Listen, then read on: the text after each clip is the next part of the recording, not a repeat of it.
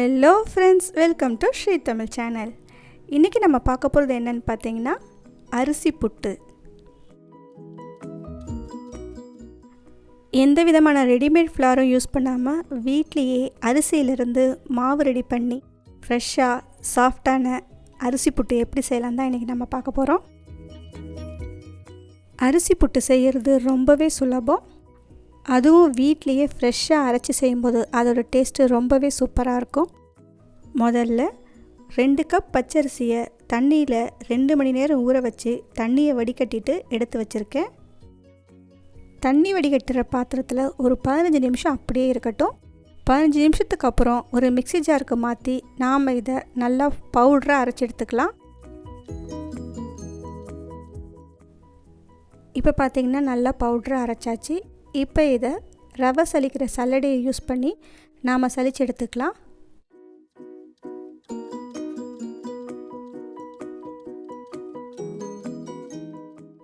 இப்போ நல்லா சலிச்சாச்சு. மீதி நமக்கு இவ்வளவு நல்லா அரைப்படாமல் இருக்குது. இதை திரும்பவும் மிக்ஸி ஜாரில் சேர்த்து நல்லா பவுடராக அரைச்சி திரும்பவும் சலிச்சு எடுத்துக்கலாம். ஜூஸ் வடிக்கிற ஃபில்டரை யூஸ் பண்ணி கூட நாம் சலிச்சு எடுத்துக்கலாம். இப்போ பார்த்திங்கன்னா நமக்கு ஃப்ரெஷ்ஷாக புட்டு மாவு ரெடி ஆகிடுச்சு. இதிலேருந்து பாதி மாவை மட்டும் எடுத்து ஃப்ரெஷ்ஷாக புட்டு செய்ய ஆரம்பிக்கலாம்.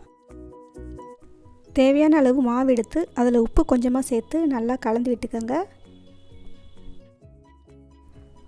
மாவு ஃப்ரெஷ்ஷாக அரைச்சிருக்கிறதுனால நமக்கு தண்ணி சேர்த்து திரும்பவும் பெசரணுன்னு அவசியம் இல்லை. ஏற்கனவே ஈரப்பதம் இருக்கும். நாம் அதனால் அப்படியே புட்டு செய்ய ஆரம்பிக்கலாம்.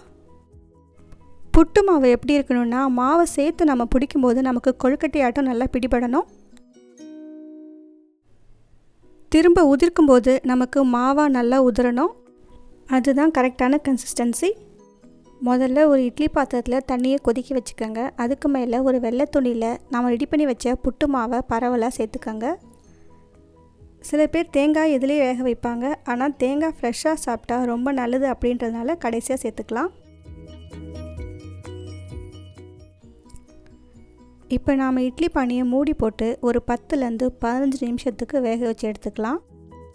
உங்களுக்கு புட்டு மாவு உடனே ரெடி பண்ணி செய்ய முடியாது அப்படின்னு நினச்சிங்கன்னா முன்னாடியே அரிசியை ஊற வச்சு அரைச்சி ஒரு அடிகனமான பாத்திரத்தில் ஒரு 5 நிமிஷம் வறுத்து எடுத்து வச்சுக்கலாம். அடுப்பை சிறுத்தீயில் வச்சு ஒரு 5 நிமிஷம் வறுத்தா போதும். புட்டு மாவோட கலர் மாறக்கூடாது.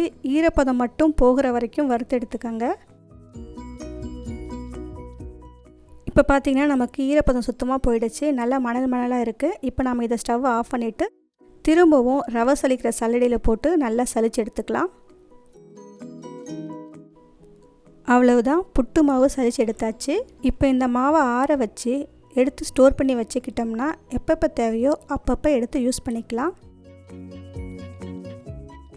அரைச்ச மாவில் பாதி மாவை ஃப்ரெஷ்ஷாக புட்டு பண்ணியாச்சு. அடுத்து மீதி மாவை இந்த மாதிரி வறுத்து எடுத்து வச்சுருக்கேன் அப்புறமா யூஸ் பண்ணுறதுக்காக. 15 நிமிஷம் கழித்து ஓப்பன் பண்ணி பார்த்தா நமக்கு புட்டு ரெடியாக இருக்கும். ஒரு சின்ன கரண்டியோ கத்தியோ எடுத்து மாவில் குத்தி பார்த்தோம்னா மாவு கத்தியில் ஒட்டிட்டு வரக்கூடாது. அப்படி இருந்தால் தான் நமக்கு புட்டு நல்லா வெந்திருக்குன்னு அர்த்தம். இப்போ நமக்கு புட்டு நல்லா வெந்து ரெடி ஆகிடுச்சு. இப்போ அது ஒரு பிளேட்டுக்கு மாற்றிடலாம். புட்டு சூடாக இருக்கும்போதே தேவையான அளவு சுகர் சேர்த்துக்கோங்க. சுகருக்கு பதிலாக வெல்லம் கூட சேர்த்துக்கலாம், உங்கள் விருப்பம்தான். அடுத்து தேவையான அளவு துருவிய தேங்காய் சேர்த்துக்கோங்க. அப்புறமா கொஞ்சமாக ஏலக்காய் தூள் சேர்த்துக்கலாம். இது எல்லாத்தையும் சேர்த்து சூடாக இருக்கும்போதே நல்லா கலந்து விட்டுக்கோங்க. விருப்பம் இருந்தால் நெய் சேர்த்துக்கலாம், முந்திரி பருப்பு கூட சேர்த்துக்கலாம், உங்கள் விருப்பம்தான். அவ்வளவுதாங்க, ரொம்ப ரொம்ப சாஃப்டான ஃப்ரெஷ்ஷான புட்டு நமக்கு ரெடி ஆகிடுச்சு.